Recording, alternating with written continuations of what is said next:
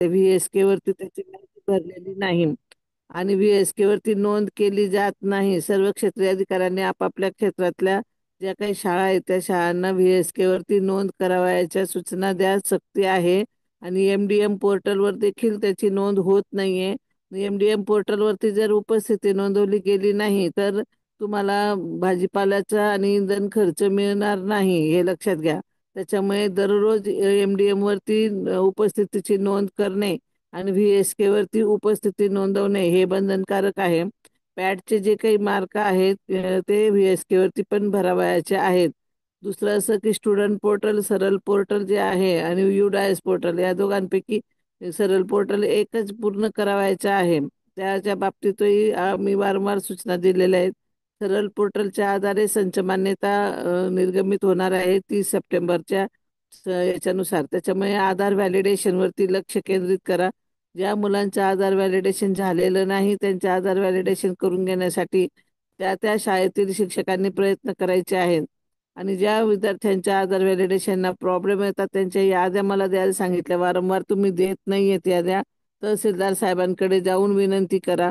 मी माझ्या पातळीवरती मंगळवारी कलेक्टर मॅडमला भेटणार आहे आणि आधारच्या बाबतीत ज्या काही जन्मतारखेची अडचणी येतात त्या अडचणींवरती मी बोलणार आहे. पण माझ्या पातळीवरती फक्त जन्मतारखेच्या अडचणीवरून ज्यांचे दाखले मिळत नाही त्यांचाच प्रॉब्लेम सॉल्व्ह होणार आहे. पण बाकीचा जो काही इतर प्रॉब्लेम आहे तो टेक्निकल प्रॉब्लेम जर असेल तर आपल्या स्तरावरती जर तो प्रॉब्लेम सॉल्व्ह होत असेल तर ते तुम्ही तुमच्या पातळीवरती करून त्यांच्या आधार व्हॅलिडेशन जास्तीत जास्त कसं होईल, विद्यार्थ्यांचं 100% विद्यार्थ्यांच्या आधार व्हॅलिडेशन होईल हे बघायचे. ज्या नवीन प्रविष्ट विद्यार्थ्यांच्या आधार व्हॅलिडेशन झालेलं असेल तर त्यांचा लगेच अपार आय डी पण जनरेट करायचा आहे आणि ड्रॉप बॉक्समधली संख्या कमी करायची आहे. काल गोसाई साहेबांनी मला personal drop drop drop drop बॉक्सच्या बाबतीत सूचना दिलेल्या आहेत. तर ड्रॉप बॉक्सच्या बाबतीतही तुम्ही तिथली संख्या जी आहे डिटॅच अटॅचचं रिक्वेस्ट वगैरे करायचं तर ते पूर्ण करा. त्या त्या शाळेचं हे एक कॅम्पिंग पद्धतीने पूर्ण करून घ्या. या महत्वाच्या सूचना. उद्याचं शनिवार आहे. उद्याच्या शनिवारच्या सुद्धा पूरक आहार दिलेला जिओ टॅगिंगचा फोटो सगळ्या 100% शाळांचा येत नाही. चारही तालुक्यांना मी विस्तार अधिकारी नेमायला सांगितलेले आहे. त्या विस्तार अधिकाऱ्यांनी हे सगळं घ्यायचंय. मागच्या वेळेला मी विस्तार अधिकाऱ्यांना बोलवलं होतं. मी पुढच्या शनिवारी पुन्हा चारही तालुक्याचे या नोंदी घेणारे जे विस्तार अधिकारी आहे त्यांना जिओ टॅगिंगच्या फोटोंच्या प्रिंटसह मी बोलवणार आहे. त्यांच्या केंद्रातले जर 10 शाळा असतील तर 10 शाळांचे फोटो एकाच पेजवरती कॉम्पॅक्ट पद्धतीने प्रिंट काढून घ्यायची आणि त्याच्या हे घेऊन यायचे. तर तुम्ही त्या ग्रुपवरती त्यांना पूरक आहार दिल्याचे फोटो आणि आनंददायी शनिवार त्यांनी साजरा केलेले असतील तर त्याच्या नोंदी, हे स्वतंत्र विस्तार अधिकारी आहेत तर त्यांचे विस्तार अधिकाऱ्यांचे ते नोंदी घेऊन यायचे आहेत. मी परत थोड्या वेळामध्ये जॉईंट होईल. आता मी जरा भाई साहेबांशी बोलून घेते. तर या महत्वाच्या सूचना लिहून ठेवल्या असं मी अपेक्षित. तुम्ही आता पुढे कंटिन्यू करा.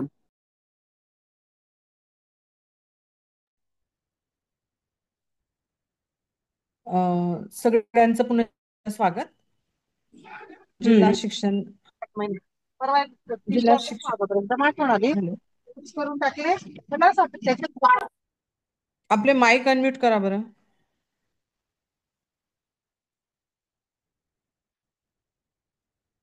माईक म्यूट करा. ओके. जिल्हा शिक्षण प्रशिक्षण संस्था नंदुरबार तसेच शिक्षण विभाग जिल्हा शिक्षण प्रशिक्षण संस्था धुळे व शिक्षण विभाग धुळे यांच्या संयुक्त विद्यमानाने आज आपण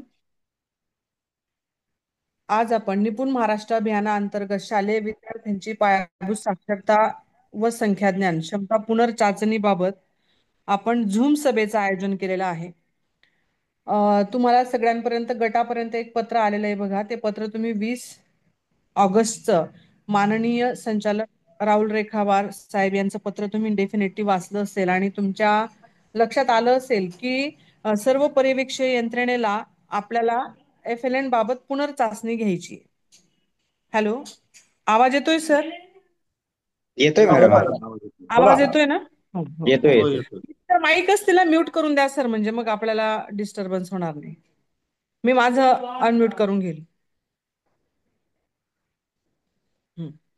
तर जिल्हा शिक्षण प्रशिक्षण संस्थेतील ह्या सभेस उपस्थित जिल्हा शिक्षण प्रशिक्षण संस्थेतील प्राचार्य आदरणीय डॉक्टर जयश्री पाटील मॅडम, या ऑनलाईन सभेस उपस्थित शिक्षणाधिकारी डॉक्टर किरण कुवर मॅडम, माध्यमिक तसंच प्राथमिक शिक्षण विभागातील सर्व उपशिक्षणाधिकारी, जिल्हा शिक्षण प्रशिक्षण संस्थेतील वरिष्ठ अधिव्याख्याता डॉक्टर जयप्रकाश पाटील, आमचे अधिव्याख्याता सुचेता पाटील मॅडम, BR पाटील साहेब, तसंच सर्व आपल्या चारही तालुक्यातील सर्व गट शिक्षण अधिकारी, पाटील प्रशासन अधिकारी, सर्व विस्तार अधिकारी, तसंच ह्या ऑनलाईन सभेस उपस्थित सर्व केंद्र प्रमुख बंधू भगिनी यांचं पुनश्च एकदा शब्दसुमनांनी हार्दिक हार्दिक स्वागत करते.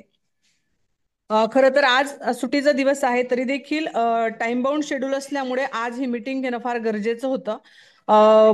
एवढ्या 4-5 दिवसापासून आमची यंत्रणा देखील ही पुणे येथे प्रशिक्षणासाठी व्यस्त असल्यामुळे मीटिंग घेणं गरजेचं आहे की जेणेकरून टाइम बाउंड शेड्यूल जे FLNचं पुनर्चाचणी संदर्भात दिलेलं आहे त्या अनुषंगाने आपल्या जिल्ह्यामध्ये वेळेवर काम सुरू होईल आणि ते वेळेवर या दृष्टिकोनातून आजची सभा ही आयोजित करणं फार गरजेचं होतं. म्हणून आजची सभा आपण या ठिकाणी आयोजित केलेली आहे. पुनश्च एकदा तुमचं सगळ्यांचं शब्दसुमनांनी स्वागत करते आणि आजच्या ह्या सभेला सुरुवात करते. तुम्ही जर पत्र वाचलं असेल दिनांक 20 ऑगस्टचं, तर त्या अनुषंगाने तुमच्या लक्षात आलं असेल की आपल्याला जी निपुण महाराष्ट्र अभियानाअंतर्गत FLN साठी विद्यार्थ्यांची जी पुनर्चाचणी घ्यायची आहे, ती पुनर्चाचणी ही फक्त पर्यवेक्षक यंत्रणेसाठी घ्यायची आहे आणि त्याच्यामुळे ह्या गटावर आपले सर्व पर्यवेक्षक यंत्रणा आहे ती जिल्हा स्तरातील सर्व शिक्षण विभागातले अधिकारी आणि आपल्या तालुक्यातील सर्व BO, सर्व विस्तार अधिकारी आणि सर्व केंद्र प्रमुख यांच्यासाठी ही सभा आहे आणि त्यांच्यासाठी हे काम असल्यामुळे आपण आजच्या या झूम सभेचं आयोजन केलेलं आहे. त्या अनुषंगाने आपल्याला डिटेल असं मार्गदर्शन विविध जे पत्रासोबत जे YouTube चे व्हिडिओज आलेले आहेत, काही संदर्भ आलेले आहेत, त्या अनुषंगाने तुमच्यापर्यंत हा विषय पोहोचलेलाच आहे. तरी देखील अजून कोणाला माहिती नसेल किंवा ह्या अनुषंगाने आपल्याला काय काम करायचंय, काय कार्यवाही करायची, किती इम्पॉर्टंट आहे, कशा पद्धतीने रन करायचा हा प्रोग्राम, तो आम्ही असो म्हणजे जिल्हा स्तरावरील अधिकारी असो की केंद्र प्रमुखांपर्यंत असतो, सगळ्यांना आपल्याला हे काम करायचंय. एकोप्याने सगळ्यांनी मिळून हे आपल्याला काम करायचं असल्या कारणाने त्या बाबतीत जर आपल्याला अधिकची समज किंवा अजून काही रेफरन्सेस आवश्यक असतील तर त्या अनुषंगाने आजची झूम सभा ही डेफिनेटली आम्हाला सगळ्यांसाठी उपयोगाची ठरणार आहे. म्हणून जे जॉईन झालेले आहेत त्यांचं पुनश्च एकदा हार्दिक स्वागत करते आणि जे जॉईन नाहीत त्यांना जर आपण मेसेज केला तर ह्या सभेचा या ठिकाणी म्हणजे ह्या सभेला त्या ठिकाणी जे महत्वाचे विषयाला सुरुवात होते ते विषय पण त्यांना त्या ठिकाणी समजतील. तर आपण सुरुवात करूया. सुरुवातीला आदरणीय डॉक्टर किरण कुवर मॅडम यांनी शालेय विषयाचे जे काही त्यांचे महत्वाचे विषय ते सभेला सुरुवात होण्याच्या अगोदरच त्यांनी ते सांगितलेले आहेत. त्याच्यानंतर मॅडमला जेव्हा वेळ मिळेल तेव्हा मॅडम जॉईन होतील आणि तुमच्याशी आपल्याशी संवाद साधणारच आहेत. तत्पूर्वी ह्या सभेमध्ये जिल्हा शिक्षण व प्रशिक्षण संस्थेच्या प्राचार्या जयश्री पाटील मॅडम या ठिकाणी उपस्थित आहेत. मॅडम सुद्धा तुम्हाला ह्या विषयाबाबत अधिकचं त्या ठिकाणी मार्गदर्शन करणार आहेत. मी आदरणीय डॉक्टर जयश्री पाटील मॅडम प्राचार्य जिल्हा शिक्षण प्रशिक्षण संस्था धुळे यांना विनंती करते की त्यांनी आपल्याला ह्या विषयाबाबत मार्गदर्शन करावं. सॉरी, माझ्याकडून बऱ्याच वेळा डाएट नंदुरबार असा उल्लेख येतो, तर कृपया या बाबतीत मला क्षमस्व. जिल्हा शिक्षण व प्रशिक्षण संस्था धुळे असं आपण समजून घ्याल ही विनंती. Over to you doctor Jayashree Patil ma'am. Okay, धन्यवाद मॅडम. आपण आज ज्या विषयासाठी एकत्रित आलेलो आहोत तो विषय म्हणजे निपुण भारत अभियानाच्या अनुषंगाने पुढे सुरू झालेला निपुण महाराष्ट्र अभियान या अंतर्गत आपल्याला ज्या शाळा व्हिजिट्स करायच्या आहेत त्या बाबतीमध्ये या अनुषंगाने बघा, पहिला जो आपला GR होता 27 ऑक्टोबर 2021 चा, तो GR निपुण भारत अभियानाचा आणि त्या वेळेसपासून आपण हे कामकाज सर्वजण करत आहोत. त्यानंतर त्यामध्ये थोडे बदल होऊन 20 ऑगस्ट 2024 चा निपुण भारत अभियानाच्या अनुषंगानेच एक वेगळा सुधारित लक्ष घेऊन एक परिपत्रक GR निर्गमित करण्यात आला. त्यानंतर 5 मार्च 2025 च्या अनुषंगाने आपण या संदर्भामध्ये कामकाज केलेलं आहे. राष्ट्रीय शैक्षणिक धोरण 2020 च्या अनुसार स्तरावरती आपल्या प्राथमिक स्तरावरती प्रायमरी स्टेजला सन 2026-27 पर्यंत आपल्याला FLN म्हणजे पायाभूत व संख्याज्ञान साक्षरता कौशल्ये प्राप्त करण्यासाठी आपल्याला त्यामध्ये सूचित केलेलं होतं, त्याला आपण प्राधान्य देण्यात आलेलं होतं. आणि या अनुषंगानेच पुढे जाऊन आपल्याला प्रत्येक विद्यार्थ्याने 2027 पर्यंत पायाभूत साक्षरता आणि संख्याज्ञान हे प्राप्त करणे अपेक्षित आहे. त्यासाठी आपल्याला टार्गेट दिलेलं आहे आणि त्या अनुषंगाने टप्प्याटप्प्याने ही कार्यवाही प्रत्येक वेळी त्या विद्यार्थ्यांचा स्तर चाचपणी करण्याचं कामकाज हे वरिष्ठ पातळीवरून होत आहे आणि त्याचाच हा एक भाग म्हणून आपल्याला हे कामकाज 30 ऑगस्ट पर्यंत पूर्ण करावयाचं आहे. यामध्ये आपल्याला जे आपण पर्यवेक्षी यंत्रणेतील सर्व अधिकारी आहात केंद्र प्रमुखांपर्यंत, तर त्यांना जे काही शाळांचं नियोजन करून दिलेलं असेल त्यांच्या स्तरावरती, तर त्या शाळांमध्ये जाऊन आपल्याला इयत्ता 2री ते 5वीच्या प्रत्येक तुकडीतील निवडक विद्यार्थ्यांची पायाभूत साक्षरता आणि संख्याज्ञान चाचणी आपल्याला घ्यावयाची आहे. आपण पहिल्यांदा सुद्धा ते घेतलेले आहे. मार्च 2025 ते जून 2025च्या दरम्यान सुद्धा आपण शाळाच्या शिक्षकांनी त्या शासकीय आणि अनुदानित शाळांच्या शिक्षकांनी विद्यार्थ्यांची अध्ययन स्तर चाचणी घेतलेली आहे. VSK वरती त्याचं माहिती भरलेली आहे. परंतु आताचा जो काही आपल्याला शाळा भेटीचा जो काही अनुभव आहे हा वेगळा असणार आहे, कारण यावेळेस आपल्याला निपुण महाराष्ट्र हे जे अँड्रॉइड ऍप आहे ते डाउनलोड करून त्यावर आधारित आपल्याला पुढच्या आपल्या विजिट्स राहणार आहे, त्याची अधिक माहिती आपल्याला पुढे मिळणारच आहे. परंतु हे करताना पहिल्यांदा आपल्याला एक लक्षात घ्यायचं आहे, प्रत्येक शाळेमध्ये जाऊन जी आपल्याला अलॉट केलेली असेल त्या शाळेमध्ये जाऊन प्रत्यक्ष आपल्याला भेट द्यावयाची आहे आणि 2री ते 5वीच्या प्रत्येक तुकडीतील निवडक विद्यार्थी. आता यामध्ये निवडक विद्यार्थी म्हणजे जर त्या शाळेचा पटसंख्या ही जर 10 असेल तर आपण 10 घेणार आहोत आणि जर नसतील तर ॲटमोस्ट 15% विद्यार्थी आपल्याला निवडायचे आहेत आणि त्या विद्यार्थ्यांची आपल्याला चाचणी घ्यायची आहे.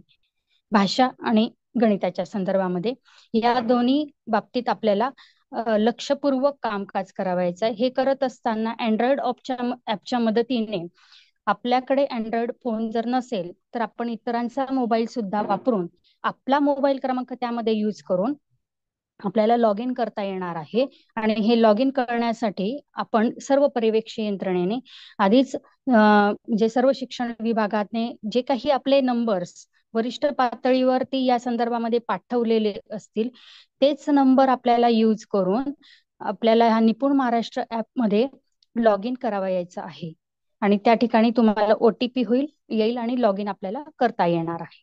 आणि पुढील कार्यवाही ही पुढे डिटेल्स आपल्याला कळणारच आहे, पण हे करताना आपण काळजीपूर्वक ही दक्षता घ्याल की स्वतः त्या ठिकाणी आपल्याला त्या विद्यार्थ्यांची त्या ऍपच्या द्वारे चाचणी घेऊन आपल्याला त्यांचे रिस्पॉन्स त्या ठिकाणी ऑटोमॅटिक हे नोंदवले जाणार आहेत.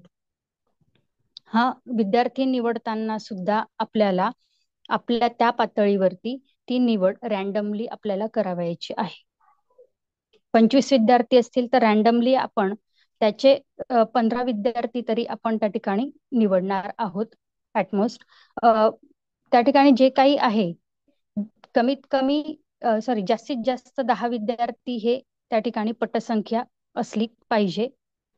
त्या विद्यार्थ्यांची तेवढी आपल्याला चाचणी घ्यायची आहे आणि जर विद्यार्थी संख्या जास्त असेल तर आपल्याला त्या पद्धतीने त्या विद्यार्थ्यांची जे दिलेलं आहे त्यानुसार आपल्याला चाचणी घेऊन त्या विद्यार्थ्यांचे स्तर त्या ठिकाणी शिक्षकांच्या मदतीने पहिल्यांदा विचारावं लागेल आपल्याला की तो विद्यार्थी कुठल्या स्तरावर आहे आणि मग आपण त्या पद्धतीचा स्तर त्या ठिकाणी चूज करून जे काही त्या ठिकाणी मटेरियल उपलब्ध होईल, साहित्य उपलब्ध होईल, त्या आधारे त्या विद्यार्थ्याची चाचणी घेऊन आपल्याला त्याची नोंद त्या ऍपमध्येही होणार आहे.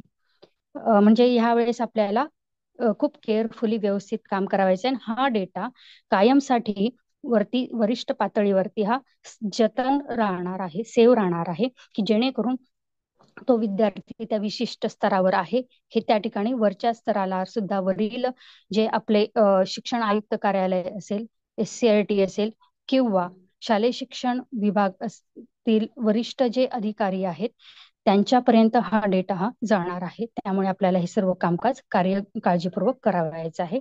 मी पुढील अधिक माहिती सांगण्यासाठी डॉक्टर वनमाला पवार माझ्या सहकारी अधिव्याख्याता यांना मी सूचित करते की त्यांनी पुढील अधिक माहिती द्यावी. धन्यवाद. धन्यवाद मॅडम, थँक्यू व्हेरी मच. जिल्हा शिक्षण प्रशिक्षण धुळे येथील प्राचार्य डॉक्टर जयश्री पाटील मॅडम यांनी आपल्याला राज्यस्तरीय ज्या सूचना दिलेल्या आहेत त्या सूचनाच्या अनुषंगाने माहिती सांगितलेली आहे. ह्या संदर्भात राज्यस्तरावर झूम सभा देखील माननीय आयुक्त तसंच आदरणीय मान्य रेखावर साहेब संचालक SCRTM पुणे तसंच जे हे ऍप डेव्हलप केलेले आहेत ते समन्वयक आणि इतर सर्व शिक्षण विभागातले सगळे राज्यस्तरीय अधिकारी या झूम सभेमध्ये उपस्थित होते आणि त्यांनी त्या डिटेल सूचना ह्या झूम सभेमध्ये दिलेल्या आहेत. या सभेमध्ये आपल्या जिल्हा स्तरातील पर्यवेक्षी यंत्रणेमध्ये जिल्हास्तरीय अधिकारी आणि सर्व गट शिक्षण अधिकारी देखील उपस्थित होते. त्याच्यामुळे गट शिक्षण अधिकारी यांना ह्या विषयाबाबत पूर्ण डिटेल्स त्या झूम सभेमधून माहिती मिळालेली आहे. फक्त केंद्रप्रमुख आणि काही विस्तार अधिकारी यांच्यापर्यंत हा विषय आला नसेल आणि तोही आता या पत्राच्या अनुषंगाने किंवा वेगवेगळे व्हिडिओज तुमच्यापर्यंत आलेले आहेत त्या अनुषंगाने तुमच्यापर्यंत हा विषय पोहोचला असेल. तर आदरणीय मॅडम यांनी दिलेल्या सूचनेनुसार हे काम अतिशय महत्वाचं आहे. हा डेटा हा जतन केला जाणार आहे त्या निपुण महाराष्ट्राच्या ऍपवर. या संदर्भात डिटेल पत्र पण राज्यस्तरीय पत्र पण मी आपल्या डाएट धुळे या गटावर शेअर केलेलं आहे. त्याचं पण तुम्ही वाचन केलं तर ते येऊ शकतात. त्याच्या संदर्भात जे काही डेमो व्हिडिओ आहेत त्याच्या पण लिंक त्या गटावर मी टाकून दिला तर थोड्या वेळात. तर त्या अनुषंगाने हे काम महत्वाचं आहे, टाइम बाउंड आहे आणि त्या अनुषंगाने हे काम तितकंच महत्वाचं आहे. जी इतर कामं पण आपल्याला करायची आहेत, परंतु 30 ऑगस्ट पूर्वी आपल्या जिल्ह्यातील ज्या ऍपवर दिसत आहेत ज्या शाळा म्हणजे एखादं क्लस्टर असेल त्या क्लस्टरमध्ये त्या ऍपमध्ये किती शाळा दिसत आहेत त्या 100% शाळांची आपल्याला पुनर्चाचणी घ्यायची आणि ही पुनर्चाचणी घेत असताना त्याचं नियोजन म्हणजे जिल्हा स्तरावरून पण काही शाळा निवडल्या जाणार आहेत अधिकारी. त्या शाळा आम्ही सर्व शिक्षणाधिकारी यांना कळवणारच आहोत. तर त्या शाळा वगळून इतर ज्या शाळा आहेत त्या शाळांचं 100% नियोजन सर्व बीओनी गट शिक्षणाधिकारी असतील विस्तार अधिकारी यांच्या मार्फत 100% त्या शाळा भेटीचं झालं पाहिजे आणि 30 ऑगस्ट पूर्वी आपल्याला ह्या शाळा भेटी या FLN संदर्भात जी पुनर्चाचणी ती घ्यायची. आता ही यादृच्छिक पद्धतीने घ्यायची असल्यामुळे आपल्याला थोडं म्हणजे हे वाटतंय की अरे हे फार कमी वेळ आहे, टाइम बाउंड शेड्यूल आहे, वेगवेगळ्या शाळा असणार आहेत, रेंज असे अनेक समस्या असणार आहेत. परंतु त्या समस्येवर मात करून आपण अधिकाधिक जास्तीत जास्त शाळांची चाचणी कसं घेऊ शकतो हा आपला हेतू असणार आहे आणि त्या अनुषंगाने तुम्ही आम्ही सोबत आहोत. सर्व गट शिक्षण अधिकारी यांना पण मी विनंती करेल की बऱ्याच जणांना काही अडचणी आली तर आपल्या जिल्ह्यातील काही तंत्रस्नेही शिक्षक असतील तर त्यांची पण एक टीम आपण तयार ठेवावी की जेणेकरून इमिजिएट सपोर्ट कोणाला काही अडचण आली असेल काय आली असेल तर त्यांना दूरध्वनी नंबर आपण त्यांना दिलेत तालुक्या लेवलला तर त्यांच्या इमिजिएट काही शंका असतील तर ते पण सोल्युशन त्या ठिकाणी होऊ शकेल किंवा अशी नंबर्स आपण ह्या बाबतीत तुमच्या ग्रुपवर जरी टाकले की काही शंका असेल अडचणीच्या बाबतीत शाळा निवड किंवा विद्यार्थी काय अपलोड करणं काही अडचणी आल्या तर इमिजिएट सपोर्ट म्हणून ही यंत्रणा आपण आपल्याला त्या ठिकाणी मदत करू शकते.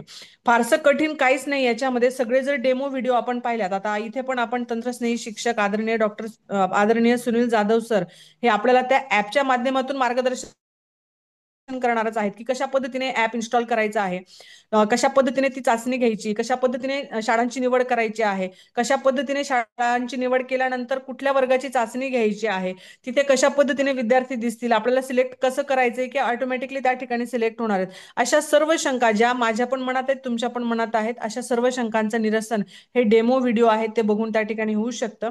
एकदा सुरुवातीला आपण एक शाळा केली तर मला वाटतं एक शाळा केल्यानंतर आपल्याला पुढच्या शाळांसाठी फारशी अडचण जाणवणार नाही अशी मला अपेक्षा आहे आणि म्हणून पुढील बाबी समजून घेण्यासाठी जिल्हा शिक्षण प्रशिक्षण संस्था धुळे यांच्या वतीने तंत्रस्नेही शिक्षक सुनील जाधव सर हे आपल्याला ऍपच्या माध्यमातून ही चाचणी कशी घ्यायची आपल्याला त्या बाबी सांगतील. खरं तर तुमच्या आमच्या मनात पण प्रश्न असेल एवढ्या सगळ्या चाचण्या घेतल्या आपण खूप सारा रेकॉर्ड ठेवलेला आहे परंतु हा पहिला प्रयोग हा ऍपच्या माध्यमातून आहे, की सर्व पर्यवेक्षण यंत्रणेने ते ऍपच्या माध्यमातून जर अध्ययन स्तर राज्याला समजला तर त्या अनुषंगाने FLNची सद्यस्थिती समजेल आणि इथून पुढे जे टार्गेट दिलेले आहे आपल्याला 27 ऑक्टोबर 2021च्या शासन निर्णयानुसार, की 2027 अखेर आपल्याला इयत्ता 2री पर्यंतच्या विद्यार्थ्यांना FLNच्या सर्व क्षमता प्राप्त करायच्या आहेत. तर ते टार्गेटसाठी आपल्याला काय करता येईल, आपण किती लक्ष्यापासून दूर आहोत, पुढे आपल्याला काय कार्यवाही करता येईल, याच्यात एक सूत्रता आणण्यासाठी सुद्धा हा प्रोग्राम त्या ठिकाणी यशस्वी ठरणार आहे. आणि तेही ऍपच्या माध्यमातून पुनर्चाचणी घेणं म्हणजे तालुका लेवलला समजेल, डिस्ट्रिक्ट लेवलला समजेल आणि राज्य लेवलला सुद्धा हा डेटा ऍट अ ग्लान्स त्या ठिकाणी त्यांना समजू शकतो. म्हणून या ऍपच्या माध्यमातून ह्या पुनर्चाचणीचं नियोजन केलेलं आहे. फार साधा आणि सोपं आहे. फक्त एकदा समजून घेतलं तर मला वाटतं तुमचा आपला हा जो पुनर्चाचणीचा हा जो आपला सोबतचा प्रवास आहे तो डेफिनेटली त्या ठिकाणी फार सुकर होईल असं मला वाटतं. आणि पुढील बाबी समजून घेण्यासाठी ऍपच्या वापराबाबत मी पुढील सूत्र सुनील जाधव सर यांच्याकडे सोपवते. Over to you Sunil Jadhav sir. धन्यवाद मॅडम. आवाज क्लिअर येतोय माझा? येस, येतोय सर क्लिअर. ओके, ठीक आहे. सर्वांना नमस्कार. आजच्या या सभेमध्ये निपुण महाराष्ट्र ऍप या संदर्भात आपल्याला जे तांत्रिक बाबी असतील त्या संदर्भात जे आपल्याला गाईडलाईन मिळालेले आहेत, ज्या व्हिडिओच्या माध्यमातून पण आहेत आणि झूम मीटिंग जी झाली होती सोमवारी त्या मीटिंग मध्ये सुद्धा या संदर्भात ज्या सूचना मिळाल्या आहेत त्या अनुषंगाने फक्त हे ऍप नेमकं कसं वापरायचं, शाळा निवड कशी करायची, शाळा निवड झाल्यानंतर त्या शाळेतील विद्यार्थ्यांची चाचणी नेमकी कशी घ्यायची या संदर्भातला डेमो मी एक PPTच्या माध्यमातून देतोय. व्हिडिओ तर ऍक्च्युली आहेत आपल्याकडे, परंतु तेच आपण थोडंसं PPTच्या माध्यमातून थोडं डिटेल समजून घेणार आहोत. तर सुरुवातीला आपल्याला कल्पना आहे की आपण प्रत्येकाजवळ अँड्रॉइड मोबाईल जो आहे तो अँड्रॉइड मोबाईल आपल्याला या ठिकाणी यूज करायचा आहे. दुसरा ऍपल किंवा आयफोन जो असेल तो या ठिकाणी चालणार नाही. तर आपल्याला अँड्रॉइड मोबाईलमध्ये प्ले स्टोअर असतं. तर त्या प्ले स्टोअर मध्ये गेल्यानंतर आपल्याला स्क्रीनवर दिसतंय बघा, निपुण महाराष्ट्र SCERTM असं फक्त टाईप करायचं आहे. ते टाईप केल्यानंतर हा जो लोगो दिसतोय आपल्याला स्क्रीनवर, त्या स्क्रीनवरच्या लोगोनुसारच तेच ऍप आपल्याला त्या ठिकाणी इन्स्टॉल करायचंय. दुसरं कोणतंही ऍप त्या ठिकाणी आपल्याला घ्यायचं नाहीये. तर ती एक आपल्याला काळजी घ्यायची आहे. हे ऍप आपल्याला आपल्या मोबाईलमध्ये इन्स्टॉल करत असताना काही परमिशन ते मागेल. उदाहरणार्थ आपल्याला त्या ठिकाणी कॅमेराची परमिशन मागितली जाईल, त्यानंतर माईकची परमिशन मागितली जाईल किंवा इतर काही परमिशन असेल, स्टोरेजच्या परमिशन मागितल्या जातात. तर त्या सर्व अलाउ करायच्या किंवा येस करायच्या आणि हे ऍप आपल्याला इन्स्टॉल करायचंय. ऍप इन्स्टॉल झाल्यानंतर ते आपल्याला ओपन करायचंय. उचल आणि पुसून घे बरं का सगळं. जेव्हा ओपन आपण करणार, ओपन केल्यानंतर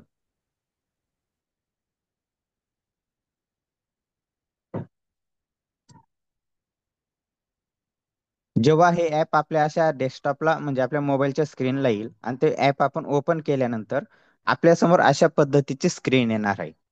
त्या ठिकाणी आपल्याला सर्वात खाली एक जे बटन दिसतंय ग्रीन कलरचं पुढे, त्या बटनाला आपल्याला क्लिक करायचंय. त्या बटनाला क्लिक केल्यानंतर आपल्या समोर असे 4 ऑप्शन येणार आहेत. त्याच्यामध्ये पहिलं ऑप्शन आहे मुख्याध्यापक, नंतर आहे शिक्षक, नंतर आहे पालक आणि नंतर आहे पर्यवेक्षक. त्याच्यात जर आपण मुख्याध्यापकावर क्लिक केलं ना तर आपल्याला लगेच तिथे एक सूचना डिस्प्ले होईल की हा पर्याय अजून खुला करण्यात आलेला नाही. अशाच पद्धतीने शिक्षक आणि पालक म्हणजे मुख्याध्यापक, शिक्षक, पालक हे तिघ पर्याय अजून खुले केलेले नाहीत किंवा ऍक्सेसेबल नाही आहेत. तर आपल्याला काम करायचंय पर्यवेक्षक या टॅबवर. म्हणून जे पर्यवेक्षक नावाचं जे टॅब आहे त्याच्यावर आपल्याला क्लिक करायचे आहे. त्याला क्लिक केल्यानंतर आपल्या समोर अशी एक विंडो येणार आहे आणि या ठिकाणी आपल्याला सूचना सुद्धा दिली की पर्यवेक्षकीय अधिकाऱ्यांनी आपला नोंदणीकृत मोबाईल क्रमांक टाकून लॉग इन करावे. आता आपल्या वरिष्ठ कार्यालयाने SCERT ला जे काही मोबाईल नंबर पुरवलेले आहेत आपल्या सर्व परीक्षकीय अधिकाऱ्यांचे, ते मोबाईल नंबर आपणास माहितच असतील. आपला जो मोबाईल नंबर आहे तो मोबाईल नंबर त्या ठिकाणी टाकायचा आहे. तो मोबाईल नंबर टाकल्यानंतर आपल्याला त्या ठिकाणी खाली एक चौकोन दिसतोय, त्या ठिकाणी ऍप वापरासाठीच्या नियम अटी मी वाचलेले आहेत तो मला मान्य आहेत असं लिहिलं आहे. त्या चौकोनाला टिक करायचंय आणि OTP पाठवा या बटनाला क्लिक करायचंय. आता जेव्हा OTP पाठवा या बटनाला आपण क्लिक करू, त्याच्यानंतर जर आपला मोबाईल नंबर ऑलरेडी सिस्टमला असेल वरिष्ठ कार्यालयाने दिला असेल तर आपल्याला ओटीपी येईल. अन्यथा आपल्यासमोर एक विंडो येते आणि त्या ठिकाणी आपल्याला सांगितलं जातं की आपला मोबाईल नंबर हा रजिस्टर नाही, आणि रजिस्टर जर करायचा असेल तर क्लिक करा म्हणून तिथं एक बटन येतं. त्या बटनावर क्लिक केलं तर एक गुगल फॉर्म ओपन होतो, आणि त्या गुगल फॉर्म मध्ये आपल्याला आपली माहिती भरायची, जी आपली संपूर्ण प्रशासकीय माहिती आहे ती बरीचशी माहिती त्या ठिकाणी भरायची. आपल्या वरिष्ठ अधिकाऱ्यांचा रेफरन्स नंबर त्या ठिकाणी टाकायचा आहे, आणि त्यानंतर तो गुगल फॉर्म सबमिट केल्यानंतर 72 तासानंतर आपलं लॉग इन ऍक्टिव्हेट होतं. हे कोणासंदर्भात? ज्यांचा मोबाईल नंबर सिस्टीमला रजिस्टर नसेल अशा पर्यवेक्षकीय अधिकाऱ्यांसंदर्भात. जर आपला नंबर त्या ठिकाणी रजिस्टर आहे तर ओटीपी पाठवा या बटनाला क्लिक केल्यानंतर लगेचच आपल्याला ओटीपी येतो, आणि तो ओटीपी आपल्या 6 अंकी तो ओटीपी आपल्याला या ब्रॅकेटमध्ये किंवा या विंडोमध्ये टाकायचा आहे. तो ओटीपी आपल्याला या ठिकाणी टाकल्यानंतर खाली जे बटन दिसतंय ओटीपी तपासा, त्या बटनाला आपल्याला क्लिक करता येणार आहे. याच्या आधी क्लिक केल्यानंतर आपण पुढच्या विंडोला जाणार आहोत. तर त्या विंडोला गेल्यानंतर आपल्या समोर अशा पद्धतीच्या परत 3 टॅब ओपन होणार आहेत. तर याच्यामध्ये बघा, पहिलं आहे अ,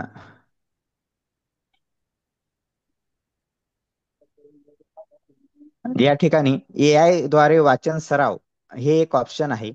त्यानंतर पुनर्चाचणी नोंदी आहेत, आणि शहानिहाय पर्यवेक्षक नियुक्ती यादी आहे.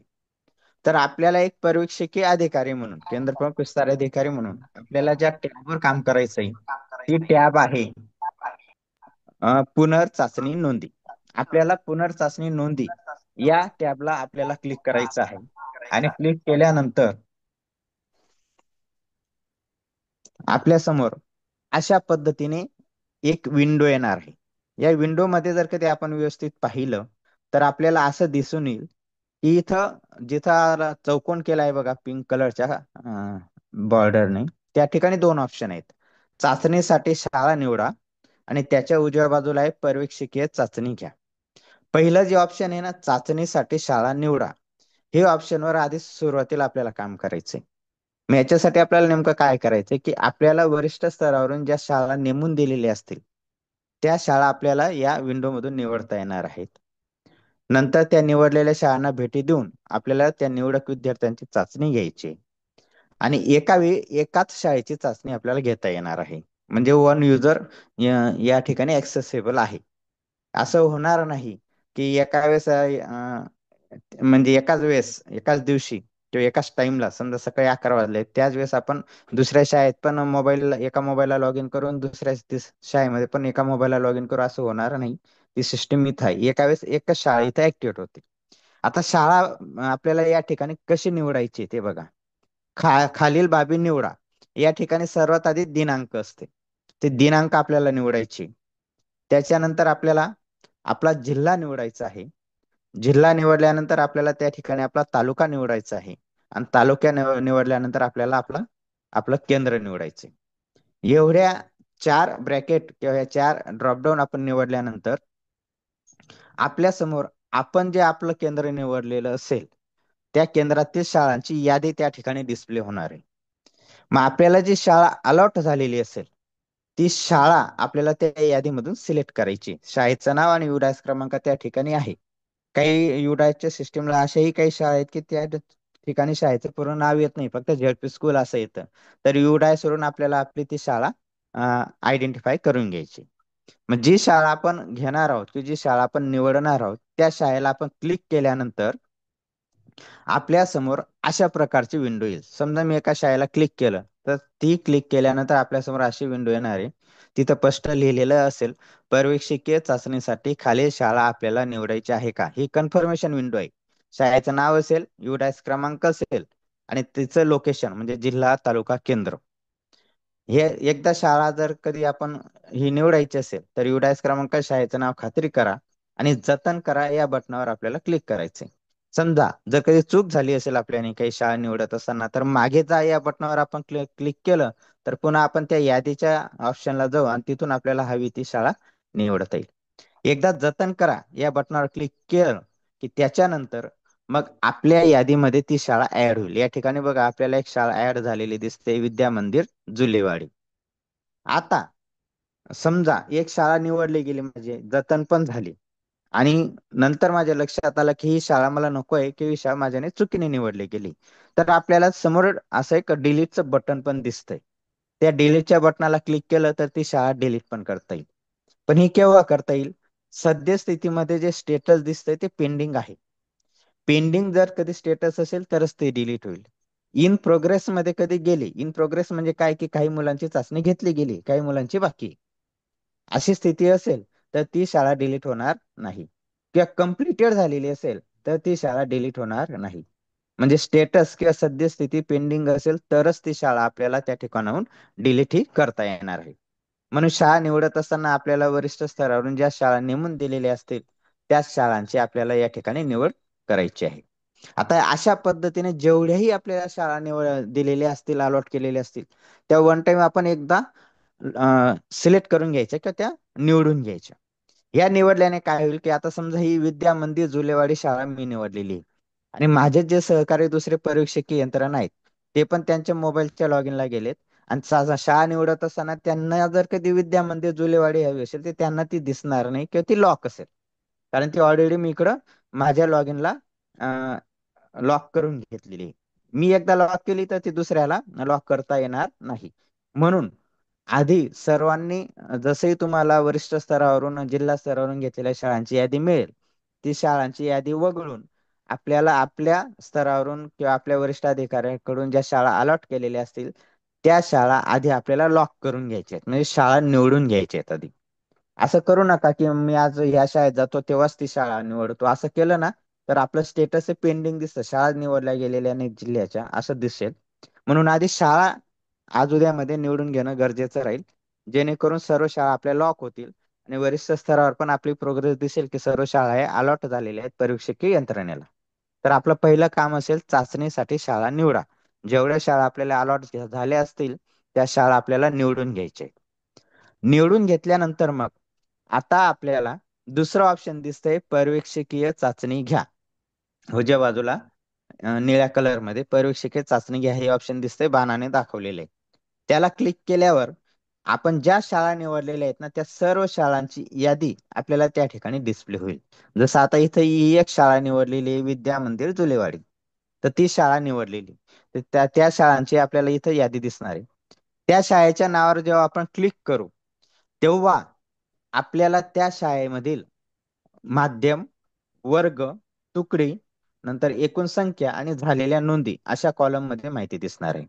इथं माध्यम एम म्हणजे मराठी असणार आहे, वर्ग म्हणजे आपली इयत्ता असणार आहे, दुसरी, तिसरी, चौथी, पाचवी. आता ही शाळा पहिली ते चौथी असेल म्हणून पहिलीला लागू नाही, ते दुसरी, तिसरी, चौथी हे आपल्याला त्या ठिकाणी दिसतंय.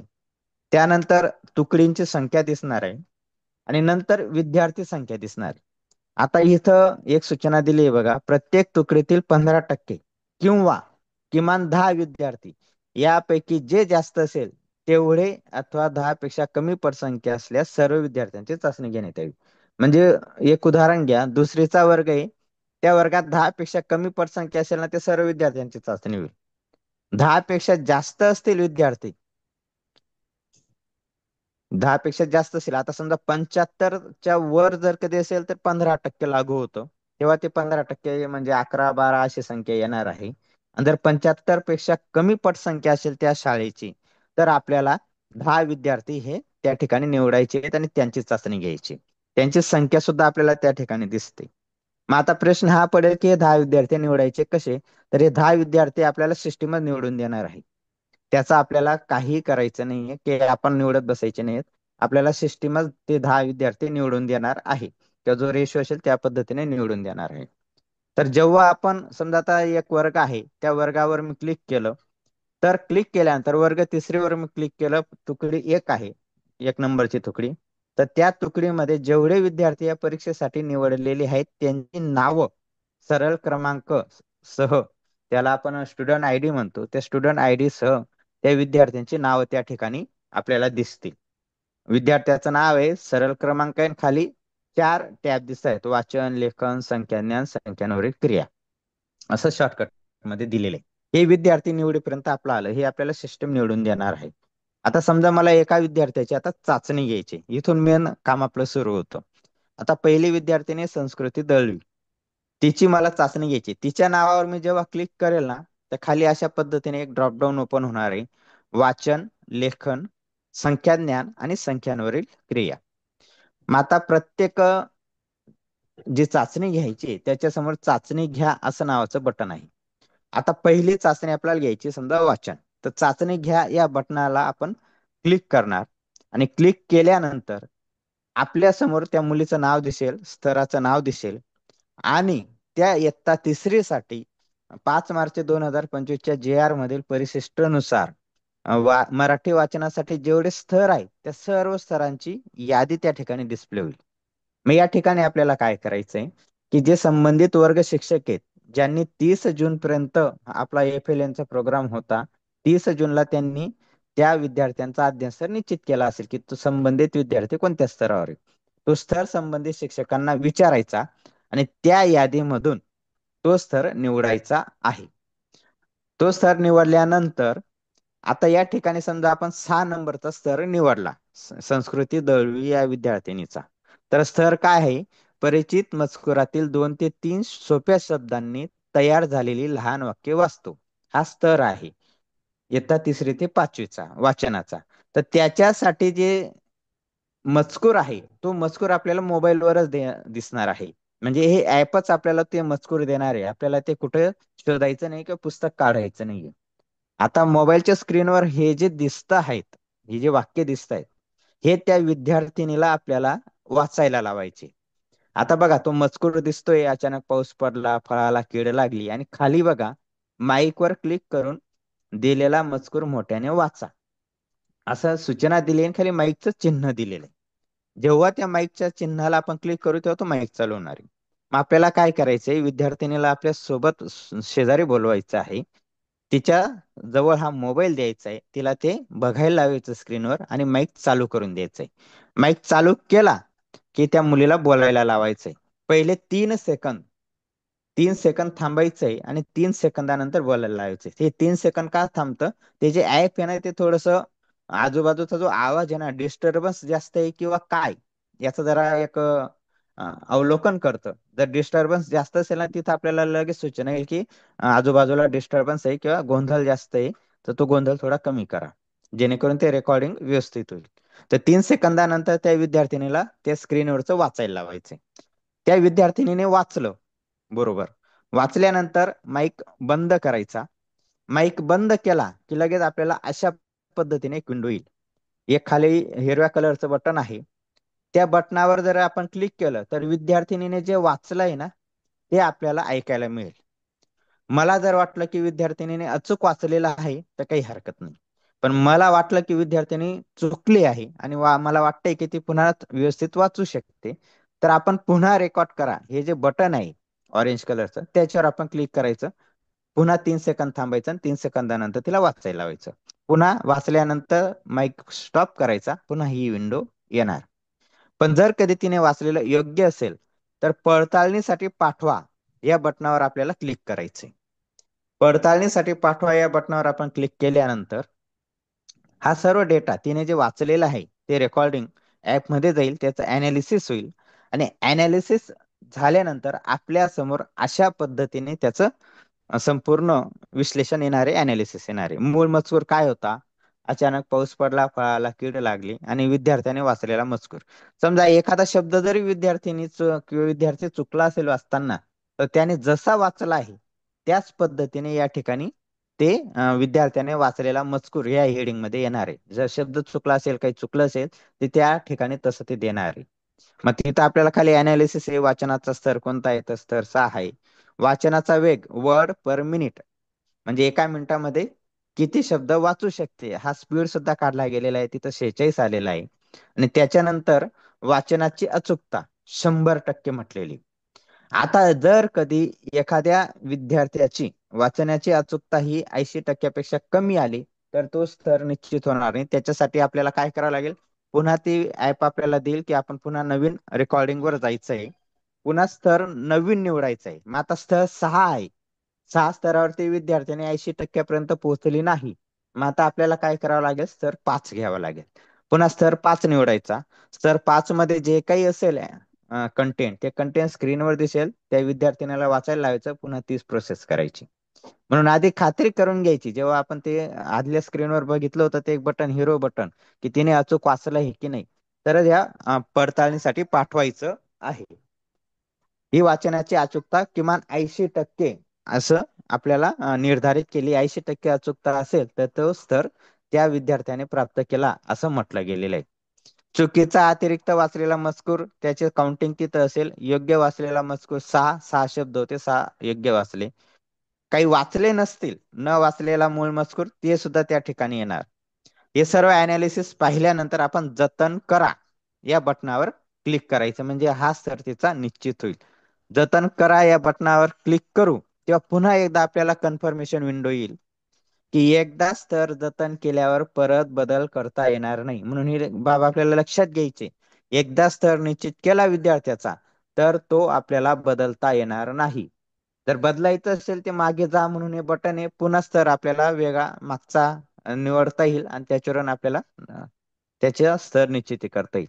पण जर कधी आपल्याला वाटतंय की ठीक आहे हाच स्तर योग्य आहे, तर सध्याची पातळी नोंदवा या बटनाला आपण क्लिक करायचंय आणि लगेच मग अशा पद्धतीची विंडो येणार.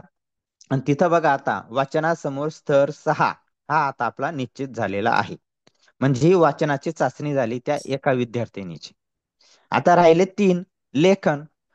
मग आता लेखनाच्या चाचणी घ्या या बटनावर आपण क्लिक करायचं. समजा आता त्या विद्यार्थिनीचा लेखनाचा स्तर आहे 8. 2 ते 3 शब्दांची व सोप्या जोडाक्षरांची 1 ते 2 सोपी वाक्ये पाहून लिहितो. मग आता कोणती वाक्य, ती वाक्य आपल्याला शोधत बसायची नाही, ऍपच आपल्याला ते वाक्य देणार आहे. तर सर्वांना सांगा पाण्यात मासे आहेत, हे जे वाक्य आहेत 2 वाक्य, त्या विद्यार्थ्याला आपल्याला एका कागदावर लिहायला लावायचे आहेत. आपल्याजवळ बोलून त्याला त्या कागदावर लिहायला लावायचे आहेत. आणि लिहिल्यानंतर आपल्याला काय करायचंय बघा, लिहिल्यानंतर आपल्याला तो कागद तपासायचा आहे की त्याने स्क्रीनवर दिसलेलं बरोबर लिहिलं आहे का. बरोबर लिहिलं असेल तर तो तपासायचा आहे, तिथं आपली सही करायची आणि नंतर त्या कागदाचा आपल्याला फोटो काढायचा आहे आणि तो अपलोड करायचा आहे. इथं आपल्याला एक बाब लक्षात ठेवायची आहे, ती म्हणजे काय की या ठिकाणी ऑटोमॅटिक एआयच्या माध्यमातून अनालिसिस होणार नाही. जसं वाचनाचं एआयच्या माध्यमातून अनालिसिस झालं, तसं लेखनाचे आणि गणिताचे दोघं स्तर यांच्यामध्ये एआयच्या माध्यमातून अनालिसिस होणार नाही. आपल्याला तपासायचा आहे तो कागद. तपासल्यानंतर आपल्याला तो अपलोड करायचा आहे. आता अपलोड करण्याचे 2 पद्धती आहेत. तुम्हाला स्क्रीनवर दिसत असेल बघा खाली, विद्यार्थ्याची उत्तरपत्रिका अपलोड करा. तिथं एक चौकोन आहे आणि नंतर दुसरा कॅमेरा आहे. जर कधी तुम्ही तो कागद तपासला, कागद तुमच्या टेबलावर आहे, ते तुम्ही कॅमेराच्या बटनाला क्लिक करून डायरेक्टली कॅमेरा ओपन होईल आणि तो फोटो क्लिक करून तो आपण सेव्ह करू शकतो. किंवा मग हे ऍप डायरेक्ट मागे घ्यायचं आणि मागे घेतल्यानंतर, मागे म्हणजे होम बटन दाबायचं. डायरेक्ट ऍप बंद नाही करायचं, किल करायचं आणि होम बटन दाबून कॅमेराने तो फोटो काढायचा. तो आपल्या मोबाईलमध्ये सेव्ह होईल. तेव्हा हे जे चौकोनी बटन आहे त्याला क्लिक केलं की आपली गॅलरी ओपन होईल. गॅलरी मधून तो फोटो आपल्याला सिलेक्ट करून तिथं अपलोड करायचा आहे. पण योग्य तोच फोटो तिथं सिलेक्ट झाला पाहिजे, नाही तर दुसरा फोटो सिलेक्ट झाला तर मग पुन्हा अजून आपल्याला अडचण येईल. म्हणून शक्यतो कॅमेरा ह्या ऑप्शनचा यूज करा. म्हणजे ऍप मध्ये डायरेक्टली कॅमेरा ओपन होईल, डायरेक्ट फोटो क्लिक करायचा आणि डायरेक्ट तो त्या ठिकाणी आपल्याला जतन करा या बटनावर क्लिक केलं की तो सेव्ह होणार आहे. अशा पद्धतीने त्या विद्यार्थिनीचा लेखनाचा स्तर सुद्धा आपल्याला त्या ठिकाणी निश्चित करता येईल. तर आपल्याला अशा पद्धतीने प्रत्येक विद्यार्थ्याचे, आता हे लेखन आहे, लेखन स्तर 6, ते त्याचे सुद्धा स्क्रीनशॉट मी या ठिकाणी टाकलेले आहेत की आपल्याला गॅलरी किंवा ऍप मधील कॅमेरा या दोघांचा वापर करून त्या ठिकाणी आपल्याला तो फोटो हा अपलोड करता येणार आहे. शक्यतो कॅमेराचा यूज करा, म्हणजे आपल्याने चुकीचा फोटो अपलोड होणार नाही किंवा ऍप बंद होणार नाही आणि पुन्हा ती प्रोसेस आपल्याला करण्याची वेळ येणार नाही. तर कॅमेरा ऑप्शन आपल्याला बेटर त्या ठिकाणी असेल. अशाच पद्धतीने आपल्याला संबंधित विद्यार्थ्यांचे वाचनाचे ते एआयच्या माध्यमातून होईल. मराठी लेखन आपल्याला अशा पद्धतीने फोटो अपलोड करायचा आहे. संख्या ज्ञान त्याचा सुद्धा फोटो आपल्याला अशा पद्धतीने अपलोड करायचा आहे. संख्यांवरील क्रिया या क्षेत्राचे सुद्धा आपल्याला अशा पद्धतीने फोटो अपलोड करायचे आहेत. तर हे जे दोन बटन आहेत, ह्या दोन बटनांचा व्यवस्थित यूज लक्षात घ्या. चौकोन आहे तो गॅलरी ओपन करतो आणि कॅमेराचं बटन आहे तो कॅमेरा ओपन करतं. आणि तो एकदा आपण जतन करा बटनावर क्लिक केलं की परत सूचना येईल, एकदा स्तर जतन केल्यावर परत बदल करता येणार नाही, अशा पद्धतीची सूचना येईल. त्याला आपण जतन करा या बटनावर क्लिक करा आणि तो स्तर त्या ठिकाणी आपल्याला निश्चित करता येईल. अशा पद्धतीने प्रत्येक विद्यार्थ्याची आपल्याला चारही क्षेत्रांची मराठी वाचन, मराठी लेखन, संख्याज्ञान आणि संख्यानुरूप क्रिया अशा पद्धतीने प्रत्येक विद्यार्थ्याची चाचणी आपल्याला त्या ठिकाणी घ्यायची. ऍपच्या काही वैशिष्ट्य आहेत. पहिलं वैशिष्ट्य म्हणजे हे याच्यासाठी आपल्याला नेट लागणार. विदाउट इंटरनेट हे ऍप चालणार नाही. तर हे ऍप इंटरनेटवरच चालतं. म्हणून शक्यतो शाळा निवडत असताना जिथं रेंज आहे, पूर्णपणे ब्लॅकआउट नाही आहे, ब्लॅक एरिया नाही, म्हणजे जिथं नेटवर्क नाही, अशा शाळा शक्यतो सोडा सध्या. आणि जिथं रेंज आहे, चांगल्या पद्धतीचं इंटरनेट अवेलेबल आहे, त्या सर्व शाळा आपल्याला या ठिकाणी करायच्या आहेत. तर अशा पद्धतीने आपल्याला हे निपुण महाराष्ट्र ऍप याच्या माध्यमातून प्रत्येक विद्यार्थ्याचा अध्ययन स्तर या ठिकाणी निवडून घ्यायचा आहे, तर आपल्याला सेव्ह करायचं आहे किंवा निश्चित करायचं आहे. याच्यासाठी आपल्याला गेल्यावर पूर्वतयारी म्हणून एक करता येईल की संबंधित वर्ग शिक्षकाला आपण विचारायचं की 30 जूनला आपण जी विद्यार्थ्यांचा स्तर निश्चित केला असेल तो तक्ता मला द्या. म्हणजे त्या ठिकाणी आपल्याला प्रत्येक विद्यार्थ्यासमोर प्रत्येक क्षेत्रामध्ये निश्चित केलेला स्तर दिसेल आणि त्याच्यानंतर आपल्याला कामे पूर्ण करता येईल. आता इथं अजून एक ऑप्शन आहे आणि एक प्रश्न येऊ शकतो तुम्हाला की समजा आता ही आराध्या बी पाटील आहे, या विद्यार्थिनीचा स्तर निवडायचं अशी यादीमध्ये किंवा त्या ऍपमध्ये तिचं नाव आलं आणि आपण तिचा आता स्तर निवडणार आहोत. पण जेव्हा आपण वर्गात गेलो आणि वर्गात पाहिलं की ती विद्यार्थिनी त्या दिवशी उपस्थितच नाही, तर मग काय करायचं हा प्रश्न येऊ शकतो. तर तेव्हा हे स्तरांची जी यादी आहे ना, ती पूर्णपणे स्क्रोल केली तर सर्वात शेवटी अनुपस्थित नावाचं एक बटन आहे किंवा अनुपस्थित नावाचा एक ऑप्शन आहे. त्याला क्लिक करायचं म्हणजे ती विद्यार्थिनी त्या दिवशी गैरहजर होती किंवा अनुपस्थित होती, अशा पद्धतीने ती त्या ठिकाणी अनुपस्थिती लागेल. हाच नियम समजा एखाद्या विद्यार्थिनीचं नाव सिस्टीम मध्ये आलं, विद्यार्थ्याचं नाव सिस्टीम मध्ये आलं, मात्र तो विद्यार्थी त्या शाळेतून दुसऱ्या शाळेमध्ये शिकायला गेलेला आहे, असं जर असेल आणि त्याचं नाव आपल्या सिस्टीम मध्ये येत असेल किंवा आपल्या ऍप मध्ये असेल, तर त्याला सुद्धा अनुपस्थित हा शहर त्या ठिकाणी निवडायचा आहे आणि त्याची अनुपस्थिती त्या ठिकाणी लावायची. तर अशा पद्धतीने आपल्याला सर्व 100% शाळा ज्या आपल्या कार्यक्षेत्रातील असेल वरिष्ठ अधिकाऱ्यांनी निवडलेल्या त्या वगळून त्यांची आपल्याला प्रत्येक विद्यार्थ्याची म्हणण्यापेक्षा किमान 10 किंवा 15% एवढ्या विद्यार्थ्यांचा स्तर निश्चित आपल्याला करून घ्यायचा आहे आणि त्याच्यासाठी या ऍपचा आपल्याला बेटर पद्धतीने उपयोग होणार आहे. तर या ठिकाणी मला हे सादरीकरण करण्याची संधी दिली त्याबद्दल मी आभार व्यक्त करतो. कोणाला काही अडचण असेल तर आपण विचारू शकता, अन्यथा डॉक्टर वनमाला पवार मॅडम यांच्याकडे पुढचे सूत्र सुपूर्द करतो. धन्यवाद. धन्यवाद सुनील जाधव सर. खूप छान पद्धतीने तुम्ही या ठिकाणी सांगितलेलं आहे. विस्तृत असं विश्लेषण करून सांगितलं की नेमकं कसं वापरायचं, काय ह्या संदर्भात डिटेल असं मार्गदर्शन केलेलं आहे आणि ते विथ डेमो. आणि सर्व संबंधितांनाही मी सांगते की आमचे वेगवेगळे व्हिडिओ पण आलेले आहेत. हॅलो जाधव सर, ते सगळे व्हिडिओ आपण डायट धुळे या ग्रुपवर डेमोचे जे लिंक आहेत त्या आपण हो टाकून हो देऊ. हो, म्हणजे चालेल. जेणेकरून पुन्हा पुन्हा पाहता येईल. समजा आता इथे जरी आपल्या लक्षात आलं असेल, परंतु एकदा तुम्ही अजून पुन्हा ते रिवाईज तुमच्या स्तरावर हेच आहे, काही वेगळं त्याच्यामध्ये आहे किंवा काही नाही. उलट सरांनी याच्यामध्ये अजून विस्तृत आपल्याला सांगितलं, एक एक बाबी समजून सांगितल्या. तशाच पद्धतीचं विश्लेषण सुद्धा त्या डेमो जे युट्यूबचे व्हिडिओ दिलेले आहेत ह्या ऍपच्या वापर संदर्भात, चाचणी कशी घ्यायची, वर्गाची निवड कशी करावी या अनुषंगाने दिलेले आहेत. त्याच्यावरून सुद्धा तुमच्या कॉन्सेप्ट क्लिअर होऊ शकतील. कोणाला काही शंका असेल, ही चाचणी कशी घ्यावी ह्या ऍपवर, तर त्याबाबत विचारू शकता.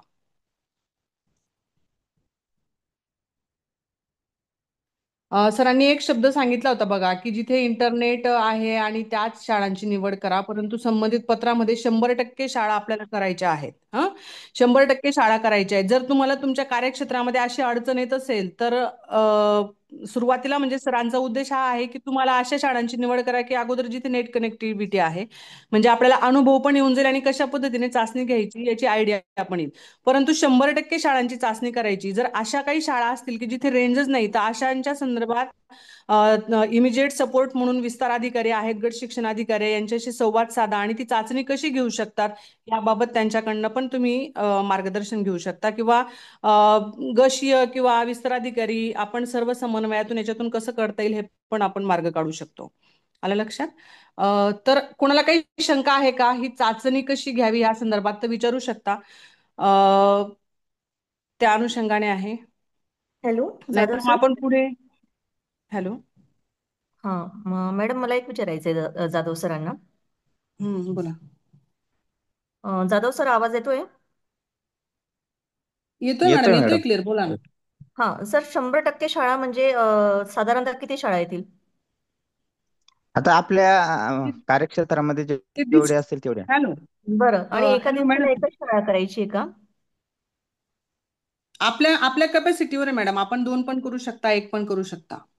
हा, कारण 30 तारीख आपण म्हणतोय, 30 ऑगस्ट पर्यंत करायचंय असं, हा, बरोबर? 30 ऑगस्ट पर्यंत तर डेडलाईन दिलेली जवळजवळ आहे. ह्या कारण ह्या आठवड्यात 3 ते 4 सुट्ट्या येत आहेत.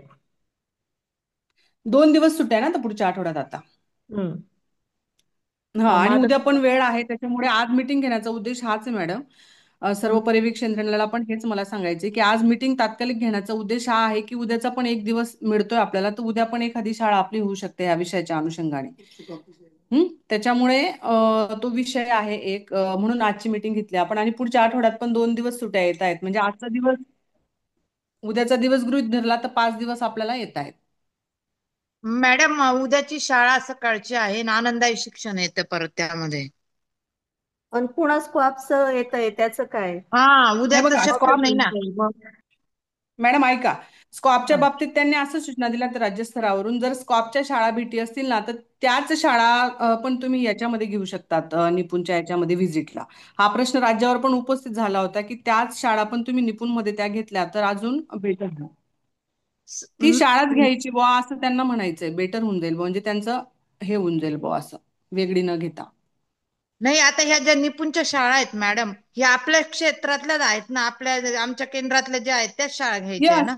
यस, यस, तुमच्या केंद्रातलेच घ्यायचे आहे मॅडम. म्हणून हा, त्या आमच्या संदर्भात आहे ना घ्यायच्या. सर्व गट. हॅलो मॅडम, जे ऐका मॅडम ना आता. तुम्ही जो 1 मिनिट मॅडम, तुम्ही जो स्कॉपचा प्रश्न सांगताय ना, तर त्या शाळा आमच्या विदाऊट केंद्रातल्या बाहेरच्या आहेत, मग कसं करायचं? Okay okay. हॅलो.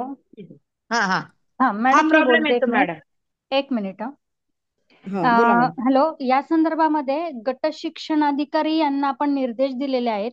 त्यांनी आपल्या स्तरावरती आपल्या अधीनस्थ सर्व पर्यवेक्षी यंत्रणेचं या बाबतीत नियोजन करून त्यांना अलॉट करायचे आहेत शाळा. कारण स्कॉपच्या बाबतीतही नियोजन त्यांना ठाऊक आहे. आणि त्यामुळे निपुणच्या या शाळा व्हिजिटच्या बाबतीतही त्यांनी त्यांच्या स्तरावरती आपल्या अधीनस्थ सर्व पर्यवेक्षण यंत्रणा म्हणजे केंद्रप्रमुखांपर्यंत शाळा निपुणच्यासाठी आपण द्यावयाच्या आहे. साधारणपणे आपण 5 ते 6 शाळा करू शकणार आहोत. उद्यापासून आपण स्टार्ट केलं तर पुढच्या आठवड्यातल्या साधारणपणे 1 किंवा 2 सुट्ट्या वगळता आपण अधिक 4 शाळा करू शकणार आहेत. म्हणजे 5 तरी मिनिमम शाळा आपण करू शकणार आहोत असा माझा अंदाज आहे. ओके, धन्यवाद. मॅडम ठीक आहे. बोला ना. उद्याचा प्रश्न असा होता मॅडम, उद्या आमचा पूरक आहाराचा तास असतात, पण त्याशिवाय सर, आनंदाई शिक्षणात. मॅडम एक आहे की आम्ही सुचवत आहोत की हे तुम्ही करा. बर बर बर. आता या ओके. स्तरावर या बाबतीत आपण अधिक बियॉन्ड आपल्याला मार्गदर्शन करतील. कारण आपल्याला वरील स्तरावरून असं सांगण्यात आलेलं आहे की 100% शाळा या व्हायला पाहिजे आणि कालावधी हा कमी आहे. पत्रही आपल्याला उशिरा निर्गमित झालं आणि आमच्याकडूनही आम्ही बाहेर गावी असल्यामुळे प्रशिक्षणाला वगैरे, तर त्यामुळे बर ही आम्ही अर्जंट आज मीटिंग लावली सुट्टी असूनही. त्याचं कारण हेच आहे. बर. हा, मॅडम नमस्कार, खैरनार सर बोलते. हॅलो. एका विद्यार्थ्याला 10 ते 15 मिनिटं बोल. सहज लागतील आणि एका तुकडीचे कमीत कमी 10 म्हटले तरी एका दिवसात 2 शाळा शक्यच नाही होणार. हा, तोच प्रॉब्लेम आहे, तोच सांगते एका विद्यार्थ्याला मॅडम. 10 ते 15 मिनिटं कमीत कमी लागतील. मी बोलते शिक्षणाधिकारी. हा, बोला मॅडम. नमस्कार मॅडम. सगळ्यांना हे बघा, 100% करायच्या नादात कसंही काहीतरी उरकवण्यासारखं काम करायचं नाही. Yes Rahul madam. रेखावार साहेबांना हवं तर मी लेखी पत्र पाठवेल की 30 तारखेपर्यंत आम्ही 100% शाळांचं ही अशी टेस्ट घेऊ शकत नाही, काहीतरी केल्यासारखं दाखवायचं नाही.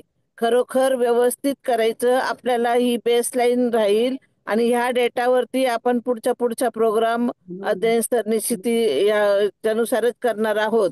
आणि मग पुढचा प्रोग्राम आपला राहणार आहे. त्याच्यामुळे हे काटेकोर करा, सावकाश करा, प्रत्येक विद्यार्थ्यांचं प्रामाणिकपणे करा. 100% नाही झाल्या तरी चालतील, 70% होऊ द्या, 80% होऊ द्या.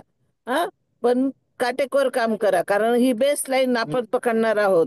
आणि 100% नाही झाल्या 30 तारखेपर्यंत, तर आपण 30 तारखेनंतर राहिलेले 10-20% करू. पण काहीतरी काम उरकवण्यासारखं करायचं नाही. मी मगापासून होती VC वरती आणि भाई साहेबांकडे मी आलेली आहे. आता सुळ्यामध्ये मी आमदार महोदयांकडे आलेली आहे. त्यांच्याशी मी जागेच्या संदर्भामध्ये आणि खोल्यांच्या बांधकामा संदर्भामध्ये चर्चेला आलेली. पण मी हे सगळं ऐकत होते आणि मी सगळे क्षेत्रीय अधिकारी जे केंद्र प्रमुख खूप चांगलं काम करतात, प्रामाणिक काम करतात. शनिवारचा आनंददायी शनिवार जो आहे तो सुद्धा आणि पूरक आहाराचं सुद्धा आपलं सगळं चांगलं काम आहे. उद्या 1-2 वर्ग झाले किंवा द्विशिक्षिकी शाळांवरती जा, छोट्या पटाच्या शाळेवरती उद्या जा. म्हणजे तुमची उद्या 1 किंवा 2 शाळा होऊ शकतात, छोट्या पटाच्या 2 शाळा. आणि मोठ्या पटाच्या शाळांवरती तुम्ही सोमवार मंगळवारी नंतर जा. अशा पद्धतीचं केंद्र प्रमुखाने नियोजन करायचंय. पण 100% काम 30 तारखेपर्यंत उरकवण्याच्या नादात कसंही करायचं नाही, ही माझी सूचना आहे. आणि बाकी आम्ही जिल्ह्यावरच्या अधिकाऱ्यांनी काही शाळा घेतोय, त्या शाळा आम्ही तुम्हाला कळवणार आहोत. त्या शाळा बघून मग तुम्ही बाकीच्या शाळांवरती करायचंय काम. हं, आपल्याला उशीर लागला तरी चालेल, पण काटेकोर काम करायचं. आणि ह्या चाचणीला जाताना दुसरा गणवेश शाळेने घेतला की नाही, विद्यार्थ्यांना उपलब्ध करून दिला की नाही, याचा पण आढावा घेऊन घ्यायचा आहे सोबत. ओके. मी या ठिकाणी थांबते. हं, थँक्यू. सगळ्यांनी थँक्यू मॅडम. माझ्या सूचनेनुसार काम करा. चालेल. ओके, धन्यवाद. बघा, सर्व आदरणीय डॉक्टर प्राचार्य जयश्री पाटील मॅडम, तसंच आदरणीय शिक्षणाधिकारी डॉक्टर किरण कुवर मॅडम यांनी पण तुमच्याशी संवाद साधलेला, शंकानिरसन केलेलं आहे. आता आपल्याला अधिक इमिजिएट सपोर्ट म्हणून आपले गट शिक्षणाधिकारी आहेत, अधिकारी आहेत, त्यांच्याशी चर्चा करून पण तुम्ही या उर्वरित बाबी शंकानिरसन करू शकता. आदरणीय डॉक्टर किरण कुवर मॅडम यांनी सांगितल्याप्रमाणे पण जिल्हा स्तरावरची यादी लवकरच त्या ग्रुपला मॅडम पण टाकतील. जिल्हा शिक्षण प्रशिक्षण संस्थेच्या पण व्हिजिटच्या काही याद्या असतील तर त्या पण तुमच्यापर्यंत त्या ठिकाणी येतील. तर ह्या शाळा वगळून इतर सर्व ज्या शाळा आहेत त्या शाळांचं नियोजन गट शिक्षणाधिकारी यांनी व्यवस्थित सूचना देऊन पुढे मार्गप्रवण करायचे की जेणेकरून ह्या एफएलएनच्या चाचणीच्या अनुषंगाने माननीय संचालक डॉक्टर राव रेखावार साहेब यांनी जे ऍप आपल्याला अवेलेबल करून दिलेलं आहे त्याच्यात 100% शाळा आपण प्रयत्न करूया जेवढ्या होतील तेवढ्या, जसं आता सूचना निर्गमित झालेल्या आहेत त्या अनुषंगाने, परंतु कार्य करूया असं अजिबात नको. कारण हे ऍपवर पूर्ण डेटा वरच्या पर्यंत अधिकाऱ्यांना दिसतो, त्याच्यामुळे आपल्या जिल्ह्याचं काम हे पण दिसलं पाहिजे. त्या अनुषंगाने आजची ही छोटेखानी झूम सभा सुट्टी असूनही त्या ठिकाणी आयोजित केलेली होती. ह्या सभेचा उद्देश एवढाच आहे की सर्व आपल्या पर्यवेक्षी यंत्रणेला कामाला दिशा मिळावी आणि हे काम टाइम बाउंड असल्यामुळे सुटीचा विचार न करता आपण या ठिकाणी हे कामाला सुरुवात म्हणजे या अनुषंगाने आजच्या झूम सभेला आपण विशेष अशा प्रकारच्या गाईडलाईन्स दिलेल्या आहेत. तर सगळ्यांना सूचना असेल की आपण कामाला लागूया. काही तंत्रस्नेही शिक्षकांची टीम पण तालुक्याला जर असेल तर काही इमिजिएट सपोर्ट म्हणून गाईड लागलं तर तसंही गट शिक्षण अधिकारी नमस्ते. तसाही सपोर्ट तालुक्याला अवेलेबल करून देऊ शकता. पुन्हा एकदा या झूम सभेमध्ये उपस्थित जिल्हा शिक्षण प्रशिक्षणाच्या प्राचार्या आदरणीय डॉक्टर जयश्री पाटील मॅडम यांचं सुद्धा मी आभार मानते. जिल्हा स्तरावरील आमचे सर्व अधिकारी, वरिष्ठ अधिव्याख्याता आदरणीय डॉक्टर जयप्रकाश पाटील साहेब, ST पाटील मॅडम, आदरणीय BR पाटील साहेब हे देखील या सभेस उपस्थित होते, त्यांचे सुद्धा मी मनापासून आभार मानते. जिल्हा शिक्षण प्रशिक्षण संस्थेच्या वतीने जे सादरीकरण केलेलं आहे आदरणीय सुनील जाधव सर यांनी या ऍपच्या बाबतीत, त्यांचे सुद्धा खूप खूप आभार. तसंच शिक्षण विभागातून आदरणीय शिक्षण अधिकारी प्राथमिक डॉक्टर किरण कुवर मॅडम यांनी या सभेस कामात व्यस्त असून देखील मॅडमांनी आपल्या या सभेस उपस्थित राहून मार्गदर्शन केलेलं आहे. मॅडमांचे सुद्धा खूप खूप आभार. सर्व जिल्हास्तरीय यंत्रणेतील सर्व अधिकारी, उपशिक्षण अधिकारी असतील, शिक्षण प्राथमिक माध्यमिक विभागातील सर्व विस्तार अधिकारी हे सुद्धा या सभेमध्ये उपस्थित आहेत. त्यांचं सुद्धा या ठिकाणी मी आभार मानते. तालुका स्तरावरील सर्व गट शिक्षण अधिकारी, त्यांचे तालुका स्तरावरील सर्व टीम, विस्तार अधिकारी, त्याच्यामध्ये सर्व केंद्र प्रमुख हॅलो महोदय. वनमाळे मॅडम, एक मिनिट Yes, एकच yes. मिनिट बोलते. बघा, Yes. आज लोकमतला आपलं शिक्षण विभागाचा चांगला लेख आलेला आहे. त्याबद्दल मी सर्व क्षेत्रीय अधिकाऱ्यांना अभिनंदन करेल की त्यांनी आतापर्यंत चांगलं काम केलं. असंच यापुढे पण शिक्षण विभागाचं चांगलं काम करत राहायचं आहे आणि गुणवत्तेसाठी आपण प्रामाणिकपणे काम करायचे. विद्यार्थ्यांच्या गुणवत्तेवरती पहिला प्राधान्याने आपला अग्रक्रम राहील आणि ह्या चाचणीच्या याच्यामध्ये पण विद्यार्थ्यांची काटेकोर चाचणी घ्यायची आहे. ही बेसलाईन राहील. म्हणून उद्याच्या अंकामध्ये देखील शिक्षण विभागाचा विषय येऊ शकतो. म्हणून सगळ्या क्षेत्रीय अधिकाऱ्यांनी आतापर्यंत प्रामाणिक काम केलं, म्हणून हे बातमी आपली सकारात्मक लागलेली. म्हणून सगळ्यांचे अभिनंदन आणि पुढील कामासाठी शुभेच्छा. या ठिकाणी मी थांबते. धन्यवाद. धन्यवाद मॅडम. पुण्याचे एकदा सगळ्यांचे आभार. आणि आता या ठिकाणी आपली ही निपुण महाराष्ट्र अंतर्गत जी पुनर्चाचणीची मार्गदर्शन सभा होती ती मुख्य मान्यवरांच्या संमतीने या ठिकाणी संपन्न झालेली आहे असे मी जाहीर करते. थांबूया. धन्यवाद. मीटिंग एंड करा सर. जाधव सर.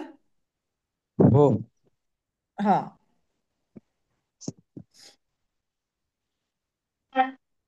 काय होतं